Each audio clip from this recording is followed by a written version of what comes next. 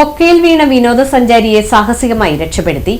Malakkappara തോട്ടാപുര view പോയിന്റിൽ നിന്നും നിയന്ത്രണം വിട്ട് 30 അടി താഴ്ചയിലേക്ക് വീണ വിനോദസഞ്ചാരിക്ക് തുണയായത് മലക്കപ്പാറ പോലീസിന്റെയും വനംവകുപ്പിന്റെയും ടൂറിസ്റ്റ് ബസ് ഡ്രൈവറുടെയും അതിസാഹസികമായ ഇടപെടൽ.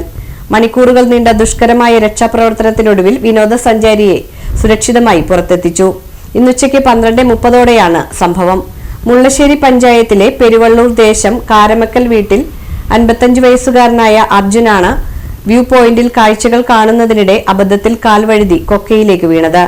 അഗാധമായ ഗർത്തത്തിലേക്ക് വീണ അർജുന്റെ നിലവിളി കേട്ടതോടെ സമീപത്തുണ്ടായിരുന്നവർ പോലീസിലും വനംവകുപ്പിലും വിവരം അറിയിക്കുകയായിരുന്നു.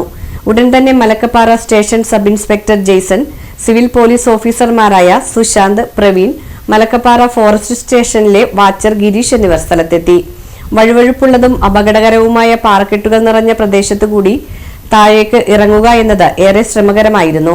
ഈ സമയം സ്ഥലത്തുണ്ടായിരുന്ന ടൂറിസ്റ്റ് ബസ് ഡ്രൈവർ അനുരാജും രക്ഷാപ്രവർത്തനത്തിൽ മുൻനിരയിൽ തന്നെ പങ്കുചേർന്നു. യാതൊരുവിധ സുരക്ഷാ സന്നാഹങ്ങളും ഇല്ലാതെ തന്നെ അതിസാഹസികമായി ഇവർ താഴ്ചയിലേക്ക് ഇറങ്ങിച്ചെന്നു.